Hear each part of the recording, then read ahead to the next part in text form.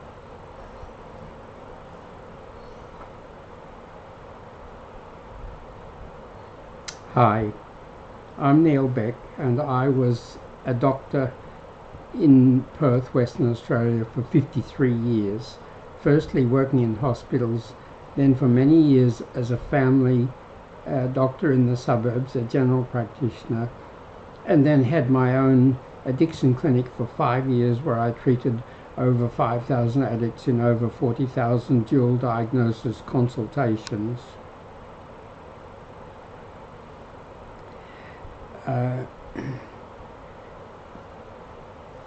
I want to talk about a few things tonight. The first is how important it is to be happy, and how important it is to have some methods of getting better when you feel very unhappy, because being very unhappy is dangerous. When you're very unhappy, that means that your brain chemistry chemicals that make you happy are low, and those chemicals also manage your immune system, so your immune system is low. So when your immune system is low, you're in greater danger of getting sick. Your immune system is white cells and antibodies and chemicals in every part of your body that fight infections, allergies, inflammation, autoimmune diseases and cancers. As an example, one of my great-grandmothers, who had a lot of influence on the 3 generations following her, had 9 children by 3 different husbands, and had a great deal of stress in primitive, early, rural South Australia, and she died at 42 of cancer. That death at 42 of cancer, which was so sad for her and so unhappy for her, was unhappy for a lot of people, and it was due to a weak immune system. So one of the most important things you should understand is that we produce about 25 chemicals in our brain and body that make us happy, make us smile or laugh or happy or content. That's over 20 endorphins and dopamine, serotonin, oxytocin and noradrenaline. So sometime you should do a Google search or a ChatGPT search on endorphins. Endorphins are these over 20 chemicals that help to make us happy, and endorphins means endogenous morphines. That's internally produced morphine type chemicals. If they're low, you'll be unhappy and your immune system will be low and you'll be in danger of sickness. So do a Google search or a ChatGPT search and find out how to boost your endorphin production, because happiness and healthiness go together. Happiness is the result of having a good life and having high happy chemistry. And the problem is that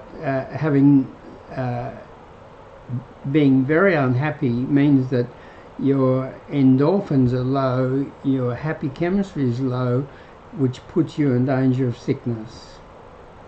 So sometimes in an idealistic world we think that our duty is more important than our happiness. We think that doing good, being very active, being very productive is more important than our happiness. Well, I can tell you our happiness is very important. As a family doctor, for many years I had 500,000 consultations, home and hospital visits with all sorts of people, all ages, all socioeconomic groups, all types of work and levels of education. And I was very interested in what things gave people a good life and what things caused them to have a bad life, an unhappy life, an unhealthy life. And there are 7 things. Originally I had 2, and then I had 5, and now I've got 7. The first one is mental health. To be mentally healthy is just so important. If you're in a developed country, there's nothing more important than being mentally healthy. If you're in a very poor country, it may be that getting food and the roof over your head is more important than being mentally healthy, but usually the mentally healthy people get everything else that they need, and the mentally unhealthy people have lots of trouble. The second thing you need to have a good life is enough good relationships. For 98% of human history, humans lived in groups of 30 to 150 people who knew one another very well and were very close. There were no brick walls, no bricks, no corrugated iron, no modern construction materials. Everybody is very close and they shared their lives, and that's how our chemistry and our bodies work best, having enough good relationships, enough closeness to people. All of it, we all need people, purpose and pleasure every day. So good mental health, good relationships. The third thing is strong endorphins production, the brain chemicals that are endogenous morphines that help to stop pain and distress and make us feel good, and that also manage our immune system. So our immune system is the fourth thing. We want a strong immune system. You've got a strong immune system that fights infections, allergies, inflammation, autoimmune diseases and cancers. You're not going to be sick very often, and being healthy is a wonderful thing. The fifth thing to have a good life is a habit of smiling. It's very important to develop the habit of smiling. To smile whenever you've got a reasonable excuse to smile, you smile. If something happens that's good, you smile. If you have a problem and you work on it and you beat it, then you smile. Smiling is so important. It's important because it means that our happy chemistry is high. But what happens is that when we smile or laugh, science has now proved that our brain and glands produce more happy chemistry. So happy chemistry makes us happy, and then we smile or laugh, that produces even more happy chemistry. And when we smile, often the people we're with smile, and the whole thing gets better. So smiling is such an important habit to have. Just notice in the next week the people who smile a lot and the people who don't smile at all, and I think you'll decide that you want to be a smiler. And the sixth thing I had was no addictions. Addictions are such a disaster. I can't tell you the severity of the suffering of addicts that I saw. It was just horrible. You don't want to be an addict. And what I discovered was that in 95% of cases, addiction was the result of mental health disorders, mental health distress that didn't get properly diagnosed and treated. And when people were suffering from the mental health distresses, anxiety, depression, bipolar, ADD, post-traumatic stress disorder, so on, when they were suffering from mental health disorders and they didn't get proper treatment, they were sitting ducks for the street drug dealers who would say, oh, have some of this, this will make you feel better quickly. And it does make you feel better quickly. But the problem is that anything addictive,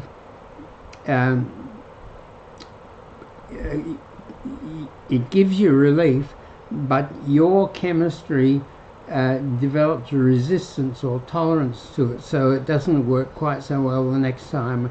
And the next time you need a slightly bigger amount of the addictive substance. And when you have a bigger amount of the addictive substance, you get a greater tolerance or resistance, and it just keeps going, bigger and bigger amounts of the addictive substance, greater and greater tolerance or resistance to it, less and less relief, until you're on a lot of it.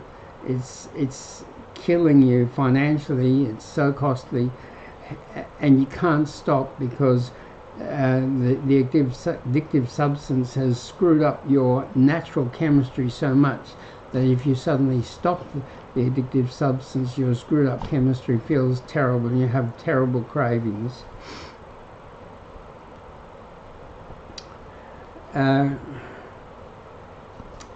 So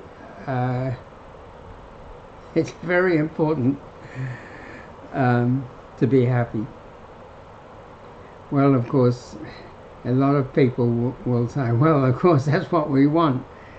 But I don't think that enough people realize how important happiness is.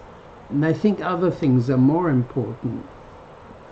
Money, social climbing, great education, fantastic house. No, happiness is what's most important. And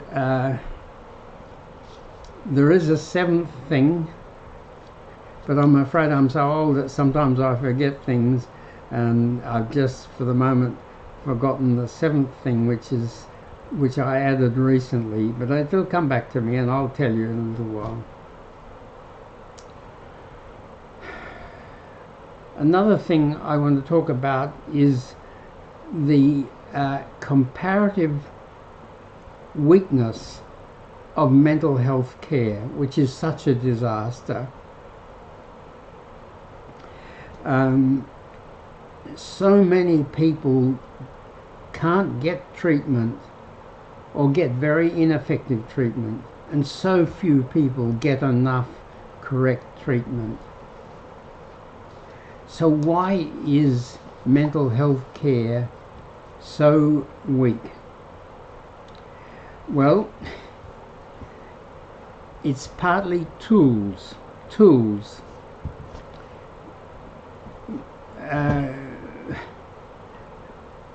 10 or 20,000 years ago, there weren't many tools, but now we have tools for almost everything. And the better our tools are, and the more tools we've got, the better we're going to do. But in mental health, there are only two main tools, and they've both got great weaknesses. The first tool is medicine, and medicine's got two great weaknesses. The people who need to take medicine, or who would benefit from medicine, and a lot of people do benefit from medicine, want a medicine that works quickly, works well, they get better, they can stop it. But the people who make medicine want to sell as much medicine as they can, so they make lots of medicines addictive. So medicines have two weaknesses, and one of them is addictiveness.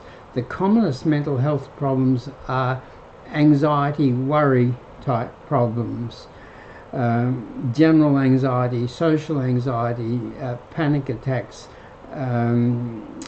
obsessive compulsive disorder, all sorts of phobias. And the treatments for worry, anxiety disorders are nearly all addictive. I struggled for years to find one that wasn't addictive, and I was lucky enough eventually to find one that was only slightly addictive, and that one is 100 years old, and the pharmaceutical companies don't tell you about it. It's called Baclofen. And I was lucky enough to find a book called The End of My Addiction, which was written by a New York professor of cardiology who had a serious alcohol problem because he had a serious anxiety problem. He was brilliant, and quite a lot of brilliant people are anxious, and sadly in his teens he began to drink alcohol, because he originally came from France where there's plenty of alcohol, and he became seriously alcoholic and had blackouts and had to stop his work as a cardiologist. But eventually he discovered Baclofen, and Baclofen fixed his anxiety and fixed his alcoholism.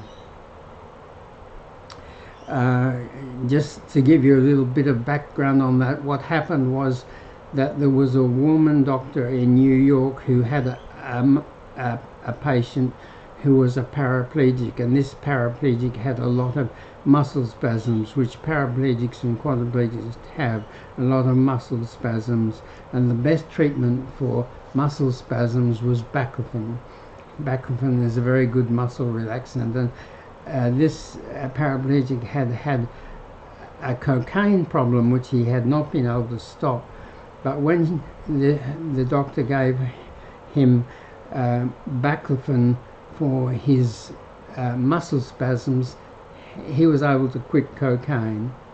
and this got written up in the New York newspapers, and then a professor of cardiology with the alcohol problem read about it in the papers and decided to try it to see if it would fix his alcoholism, because he'd been to the 3 best detox rehabs, and he'd had all the treatments that there were, and none of them had worked for his alcohol. But baclofen in high doses had a wonderful effect for him, and so he wrote this book, The End of My Addiction, about baclofen. When I discovered this book and baclofen, I was treating lots and lots of heroin patients. In 1 year I treated 700 heroin patients, heroin addicts. I had other heroin patients who I'd had for some time, but 700 new ones in 1 year, and they had a lot of anxiety and a lot of worry. And Valium and Seropax and Mogadon and all those things didn't help them as much as they should, because they were addictive, and addictive substances lose their effect, and they take more and more, and they have less and less benefit. But I started to give them baclofen, and baclofen worked wonderfully for a lot of them. But there were 2 who took too much, because when I read the literature, I found that baclofen, which was originally a 1920s medicine for epilepsy, which was superseded by other better anti-epilepsy medicines, that baclofen was mildly addictive, and some severe cases did become addicted to it. So one of these 2 who got up to 9 baclofen tablets a day was a woman who was a heroin addict, and she had 2 children, and her husband had just died from heroin overdose, and she was in terrible trouble, and baclofen was wonderful for her, but she got up to 9 tablets a day, and that worried me. So what I did was I made a mixture which I call Calm Fast, and the mixture was 3 milligrams of baclofen to 2 milligrams of mirtazapine, which is a calming antidepressant, and 3/4 of a milligram microdose of naltrexone, which is an opiate blocker, and an endorphin booster, and that combination overcame the addictiveness for this woman and for other people. So now I'm getting a bit lost, which is part of my age group. Right, we're talking about the tools for mental health, and there are 2 tools, and they've both got big weaknesses. And one tool is medicine, and one of its great weaknesses is it's addictive, because the people who make medicines want to sell you as much medicine as they can. So nearly all the medicines for anxiety and worry, which is the commonest disorder, are addictive. And nearly all the medicines for sleep disorders, which is another big mental health problem, are addictive. And the 3 main medicines for ADD, ADHD are addictive. That's Ritalin, dexamphetamine and Adderall, all addictive, cause terrible problems for people with ADD, because the authorities decide, oh well, we'd better not let family doctors prescribe these addictive medicines for ADD, so only pediatricians and psychiatrists can prescribe those medicines. But if a doctor is not allowed to treat something, they don't learn about it. And every doctor should know about ADD, and should be able to diagnose it and should be able to treat it. But because they're not allowed to prescribe the main medicines for it, they don't learn about it. So lots of people with ADD, ADHD, especially in the poor areas, which is where most of the ADD is, don't get diagnosed, don't get properly treated, and the street drug dealers get to them with ice and crystal meth and cocaine and ecstasy, MDMA. The second weakness of medicines is they're slow. When you swallow a tablet or a capsule, it takes half an hour to an hour to go right down your gut and start to be absorbed and start to give you relief. Half an hour to an hour before you start to get relief, and 1 to 2 hours before you get strong relief. And that's just too slow with a lot of mental health situations and with addiction craving. You want medicine to work fast, and tablets and capsules are slow. They suit the manufacturing industry and the medicine manufacturing industry to make tablets and capsules, but they don't help people to get fast relief. So what happens is if you can't take it and get fast relief when you get a problem, you have to take it 3 times a day to prevent the problem. So they sell a lot more of it. The other main tool for mental health treatment is talk therapy, counseling, psychotherapy, group therapy, CBT, talk therapy. And talk therapy's got 2 weaknesses. One is it's very slow.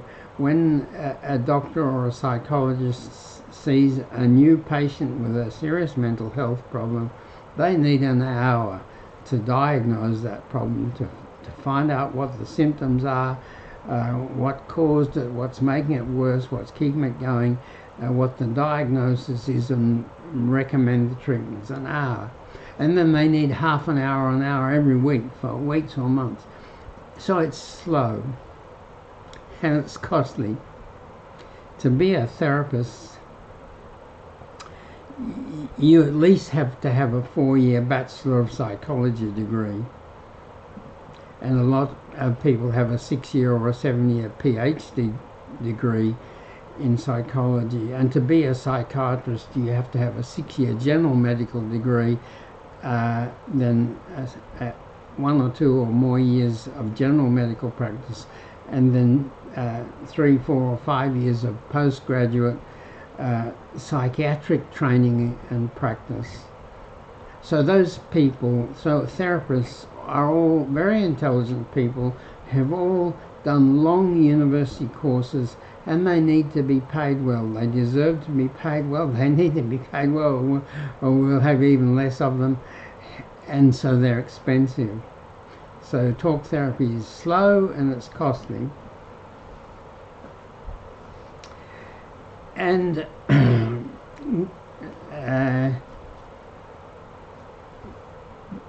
to overcome, and that creates, and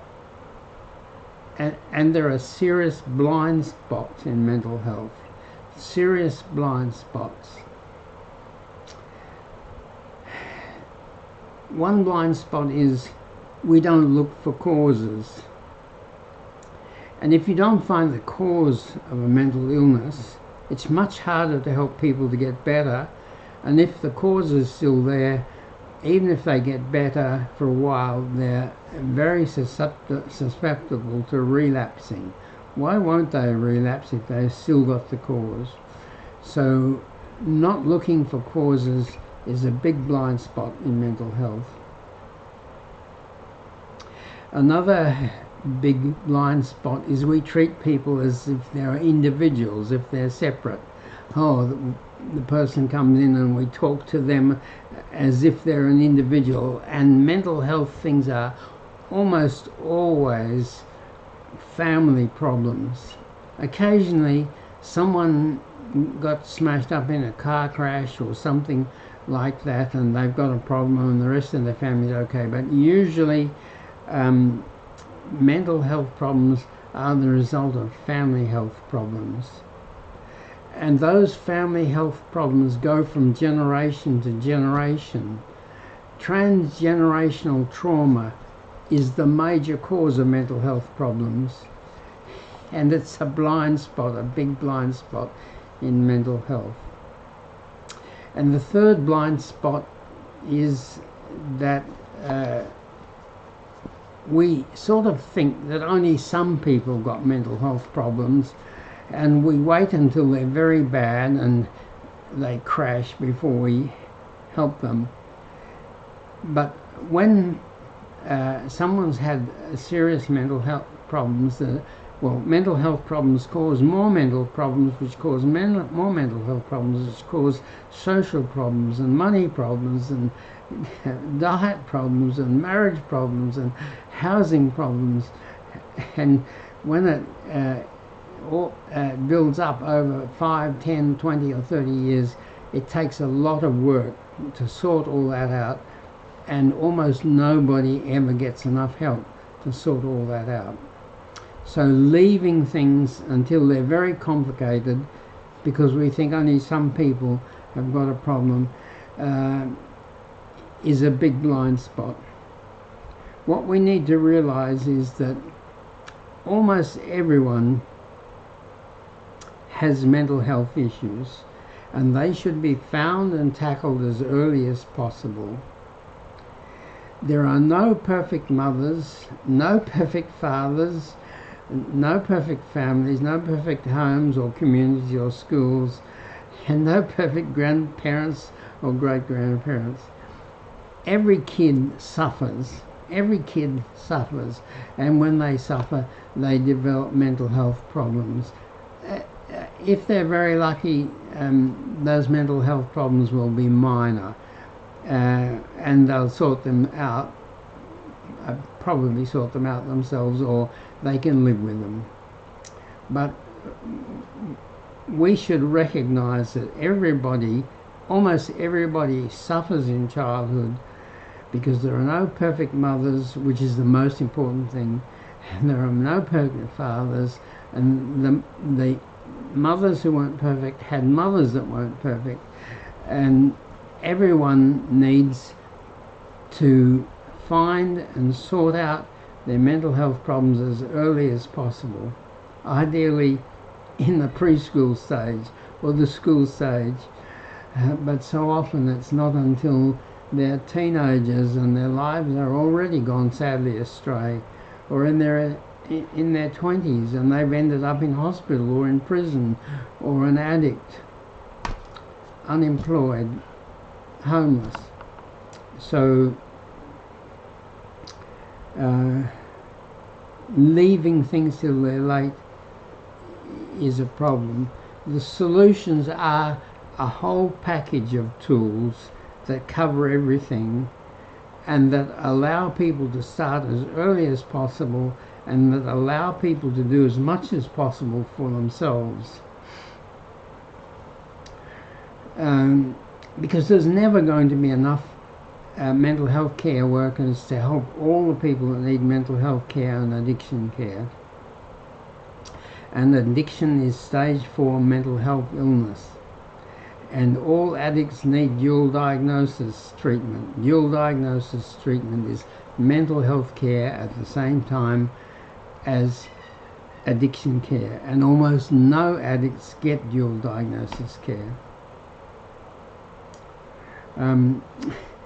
So over 27 years I developed 7-8 tools, videos. There's no faster, better, easier, quicker, lower cost method to understand a mental health problem or an addiction problem than to watch a 1-minute video on it.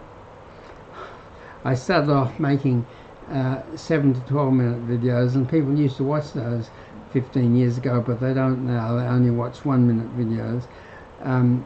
So I've got nearly 100 1-minute videos, each one of which covers one important thing. So videos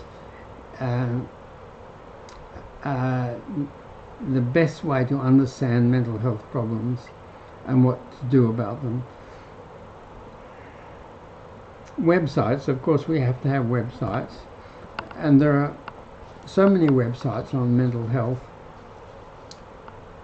And I had one which I called mentalhealthvideos.a2z.com, and it was long and detailed, like most things I do or did. And then I realized I had to have a short, to the point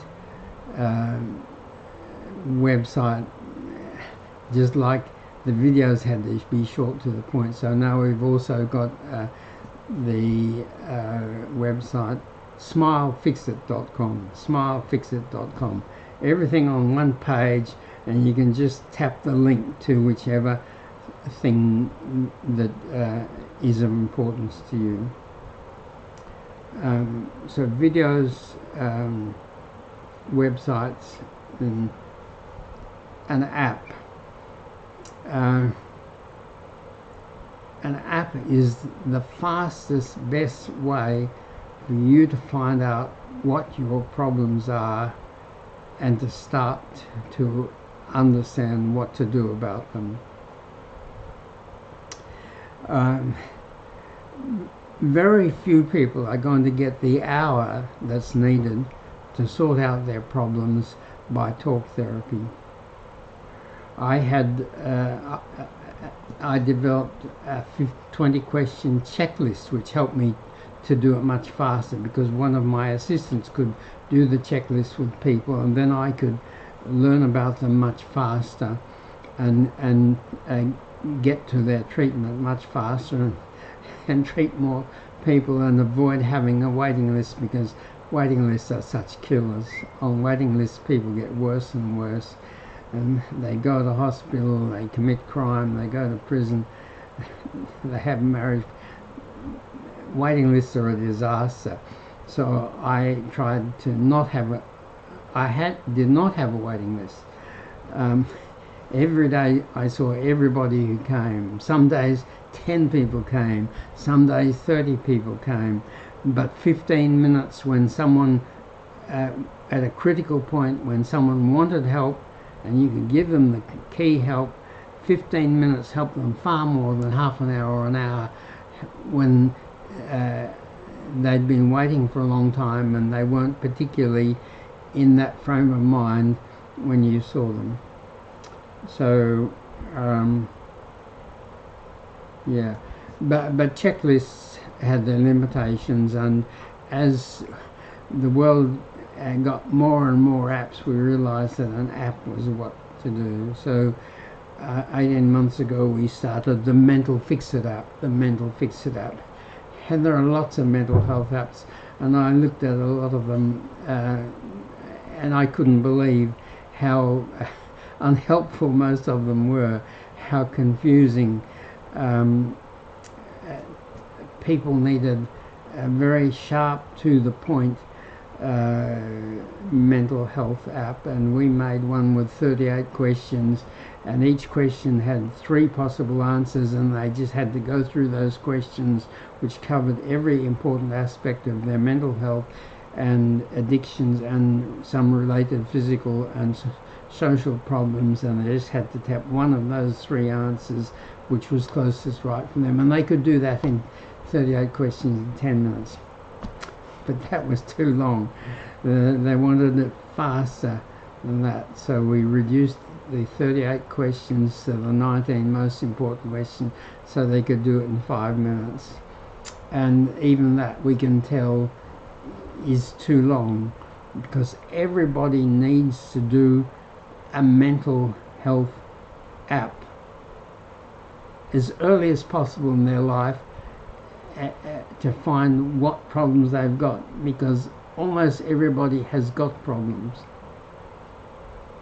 So now we're working on making a 2-minute app and a different kind of system, but my tech assistant is in Mexico City at the moment. He left on the 1st of December to do training course in New York and to have a look at a few other parts of the world, but he'll be back soon, and we're going to make the Mental Fix It app a 2-minute app. So my goal is in 10 minutes people should be able to take out their phone, tap the App Store icon or the Google Play icon, download the Mental Fix It app, do the Mental Fix It app in 2 minutes, read an instant report that comes up on the screen in a minute, and watch which tells them which 6 1-minute videos will help them most to understand their problems, what caused them, how to fix them. 10 minutes. I hope that that'll be fast enough for people. But that's what's needed. What's needed is fast, to the point things that people can do themselves. There'll never be enough people to help, enough mental health workers and addiction workers to help all the people that need help. They have to do quite a lot of it themselves. Some people can do almost all of it with the right tools. Some people can do half of it, some people can do a quarter of it, some people can't do much at all. They need a lot of help, but they'll be able to get more help when a lot of people are doing a lot of self-help. That will free up a lot of the mental health workers to help the people who can't help themselves. So the third tool was an app. The fourth tool is live streaming, which is what we're doing now. A lot of people now love getting on a platform, TikTok or Facebook or Instagram or X or whatever, and scanning through and getting information by live streaming. And I started to do that 6 months ago when I first heard about live streaming. Hadn't heard about it before, and could tell immediately that it was giving a lot of people a lot of information that they really appreciated. So now I do it 4 times a week. Not sure how long I can keep that up, but 7 o'clock on Wednesday, Friday, Saturday evenings, and 9 a.m. on Sunday morning for about an hour to an hour and a quarter. 7 p.m. Perth time, Australia, is 9 p.m.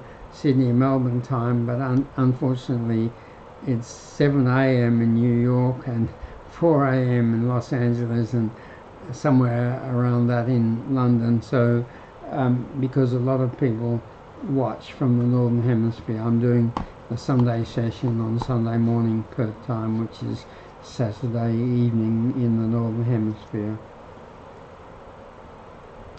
I can't talk to you directly one-to-one.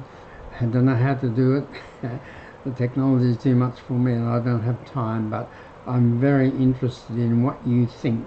Please send me your comments and your questions and your criticisms through the platform that you're watching live streaming on, or through our email address, which is healthestuff@gmail.com, healthestuff@gmail.com, which you can find at mentalfixit.com, mentalfixit.com.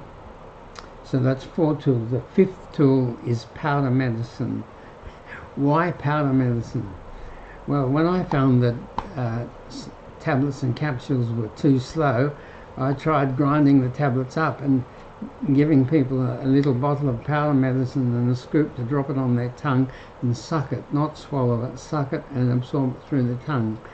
And it starts to work in 5 minutes if you drop powder medicine on your tongue and suck it and don't swallow it, because your tongue's pink or red because the blood vessels are so close to the surface. And if you drop thousands of tiny grains of medicine on your tongue and suck it, it gets into those superficial blood vessels and into your circulation in 5 minutes and is zipped up to your brain or wherever in your body it's needed. So powder medicines work very fast. So in a lot of situations powder medicine is better than tablets or capsules. Powder has other advantages.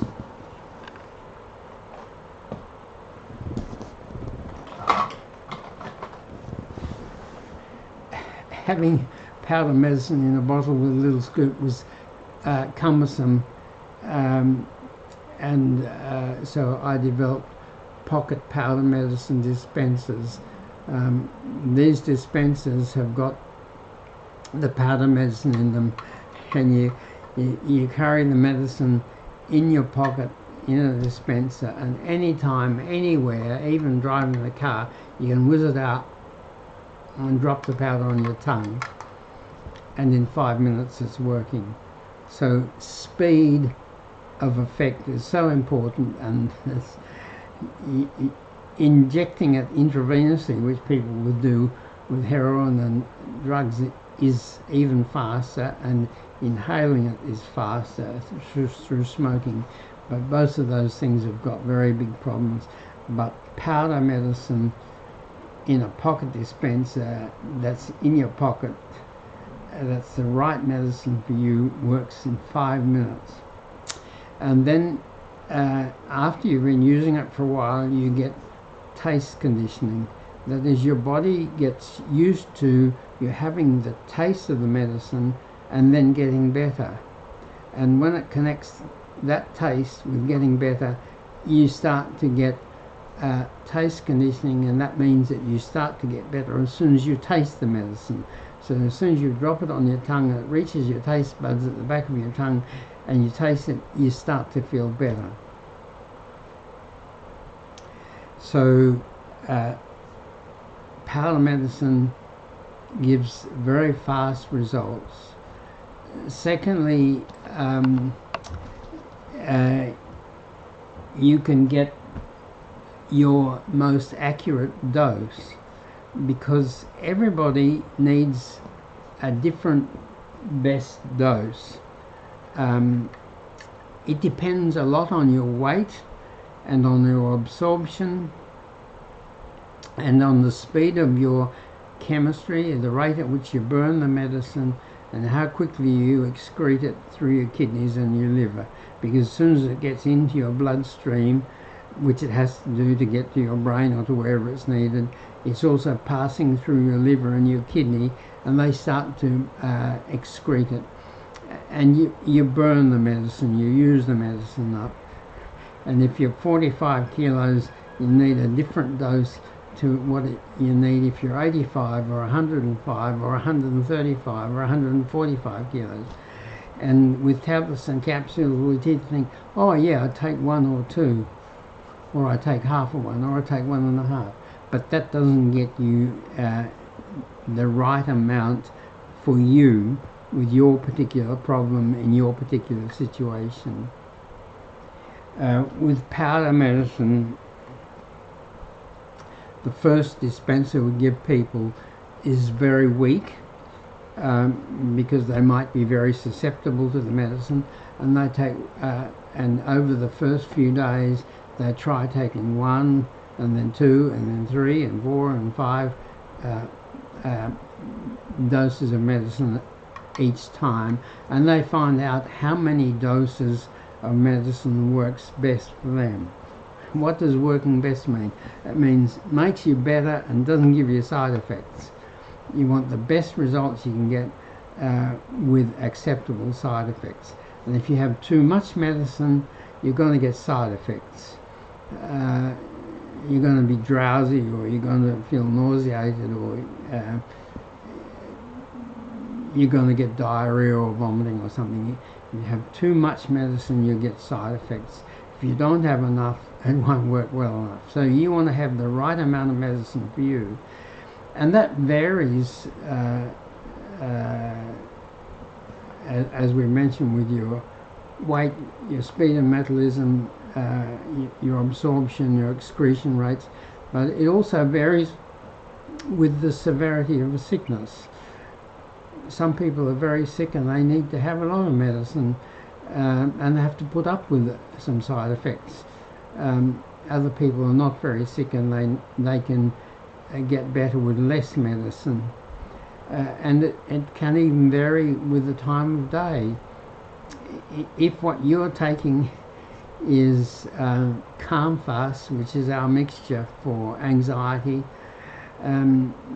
you'll vary it quite a lot according to how much you need and what the situation is.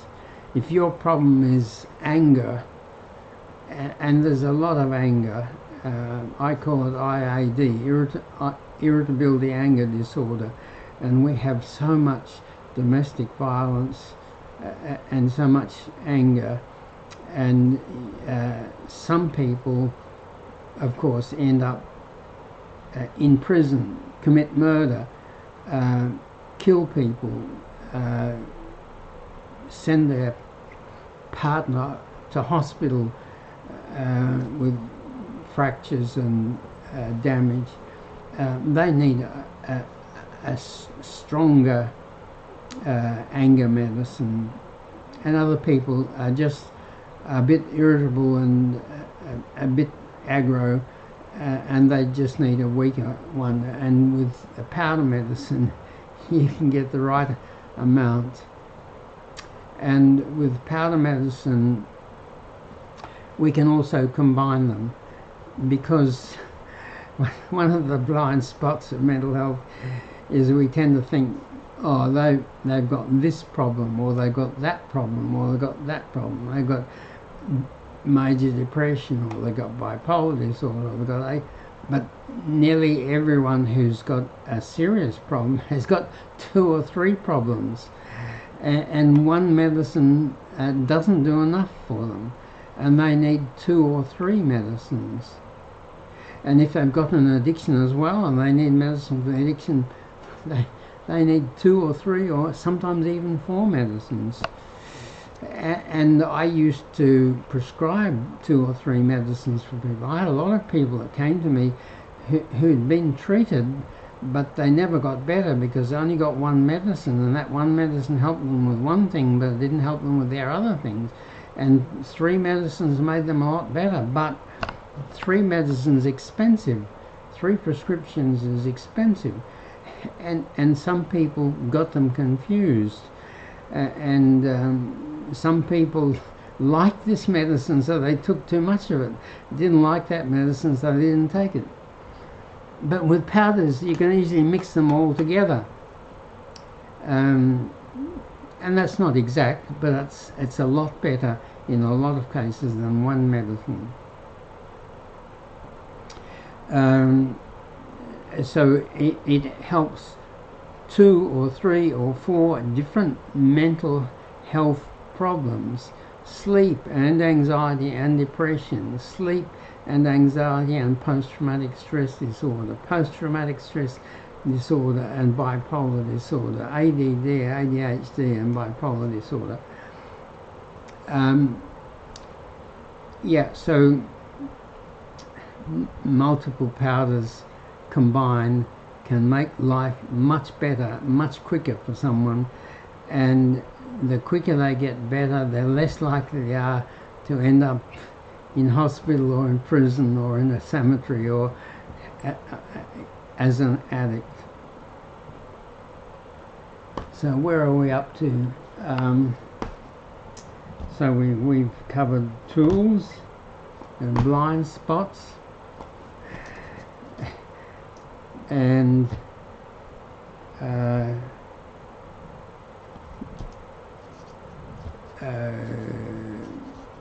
the weaknesses of different treatments.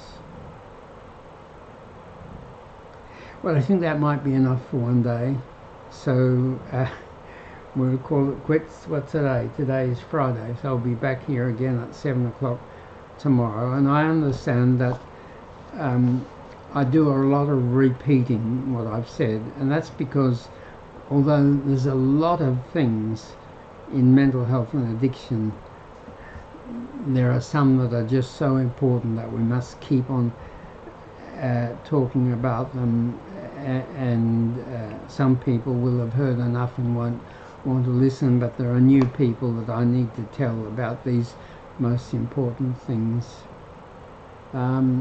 I did forget one thing.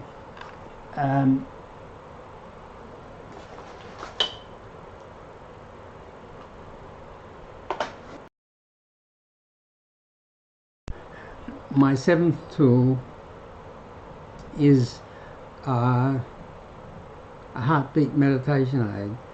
Meditation is such an important thing. You talk to someone who's a regular meditator and they'll tell you how much it's helped them, how much better their life is. And meditation is a habit which helps you to develop the calmer, more relaxed, happier functioning of your brain, and to reduce the anxiety and worry and panic. And basically what you do is you focus on something, and while you're focusing on that, you forget all the other problems. So usually the people who meditate focus on their breathing. They breathe in, breathe out, breathe in, breathe out. Steady breathing is very important. Something bad happens, don't panic. Have a few steady breaths and then deal with it properly. Just before you go to sleep, you can notice that your breathing gets very regular. So breathing regularly is important, and that's what most people who meditate focus on their breathing. Breathe in, breathe out, breathe in, breathe out. And while they're focusing on their breathing, they stop thinking about everything else. Or some meditation teachers will give you a word to use, and you just keep repeating that word. Repeat the word, repeat the word, repeat, repeat, repeat, repeat, and stop thinking about everything else. But at the beginning, very disturbed people, who are the ones who would benefit most from meditation, have great difficulty doing it. It's a habit you have to learn. You learn by repetition, and you learn by slowly getting better and better and better at it. And some people don't get better and they stop, give up. So a few years ago I thought, wow, I've been listening to people's hearts with stethoscope for 50 years, and your heart, when you listen with a good stethoscope, it beats loudly and strongly, and it's very interesting. And I thought maybe this is a better thing to focus on when you're trying to meditate. So I got a stethoscope and cut it short. Now, so that's the listening part. You put it in your ears and you stick it down over the upper left side of your chest behind your clothes, and I can hear my heart beating loudly and strongly, and it's interesting. That's a way in which a lot of people who don't learn to meditate by focusing on their breathing or word can learn with a heartbeat meditation aid. So if you need a heartbeat meditation aid, we can send you one for $25 plus postage anywhere in the world. Just email us at healthestuff@gmail.com.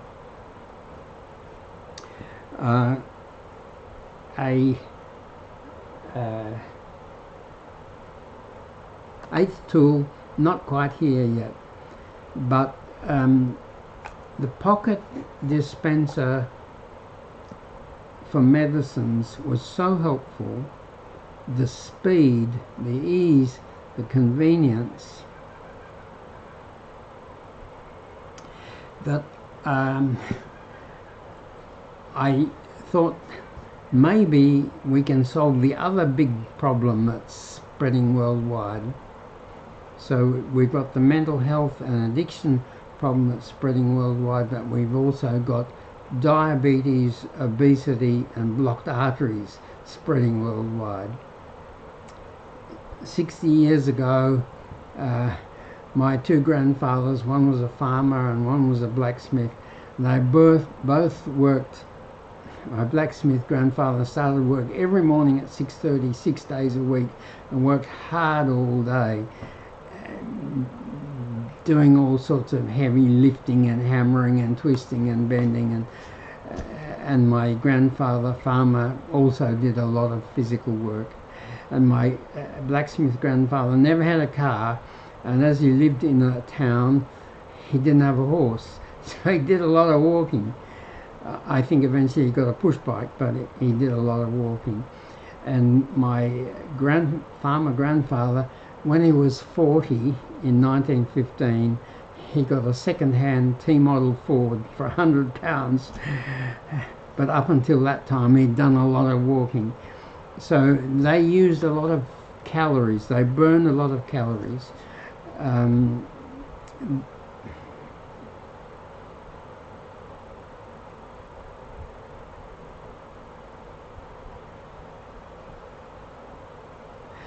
Yeah, they burned a lot of calories doing all that hard work and all that walking. And I need about 1,500 calories a day because I've spent a lot of years sitting at a desk studying, and a lot of years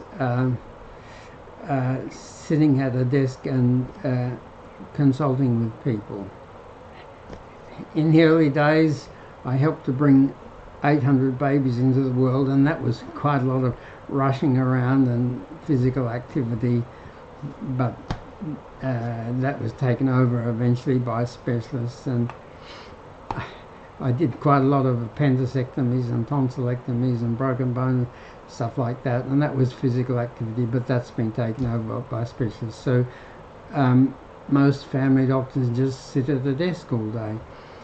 And 14 of my 16 children and grandchildren work at a desk, and they need 15. The younger, more active ones might need 2,000 or 2,500 calories, but nobody needs 3,000 or 4,000 calories unless they're doing heavy physical work for long hours a week. 48 or 60 hours, not just 38 or 35 hours. So we need less calories, and there's food everywhere. A lot of people used to die from starvation. Whenever there was a drought or a famine, millions of people would starve to death. But nobody starves to death now unless they've got a very serious mental health problem. And there's more and more calories because sugar became a gold mine for the food and drink manufacturing industry. Sugar is so cheap, and everybody loves its taste, and it's addictive. If you don't think sugar is addictive, do a ChatGPT search on it. It's as addictive as cocaine. So the manufacturers put as much sugar as they can in drinks and in foods because it doesn't cost them much. People buy more because they love the taste, and they buy more because it's addictive. So we need less and less calories.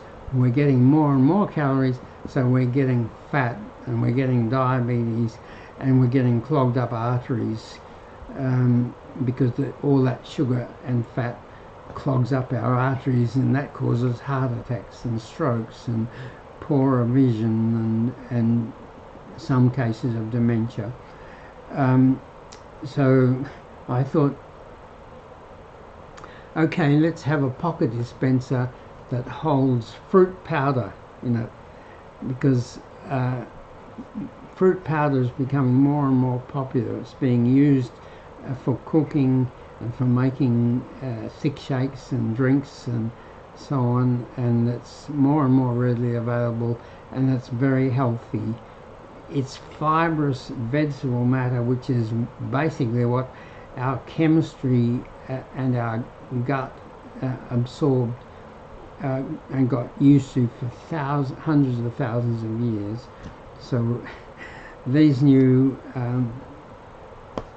bigger pocket dispensers, which hold up to 45 mils of powder, fruit powder or other tasty powder, which you can carry in your pocket, and wherever you are, you can, even driving the car, you can whiz it out and have a lovely taste, and do that instead of having a sugary drink or biscuits or cake or lollies or chocolate or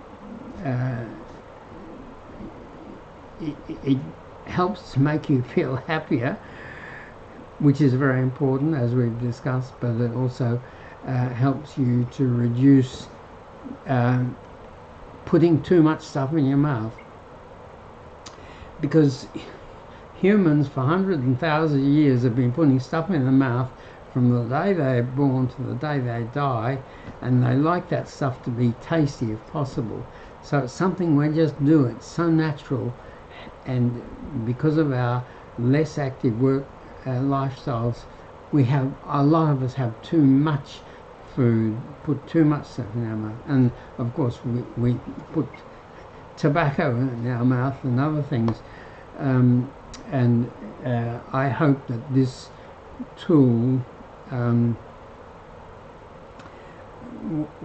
will help people to cut back on diabetes and obesity and blocked arteries. Well, okay, so I'll be back again tomorrow night at 7 p.m. Perth time. And please send me on your platform that you watch the live streaming, or with our email address healthestuff@gmail.com, which you can find at smilefixit.com. Send us your comments and questions and criticisms.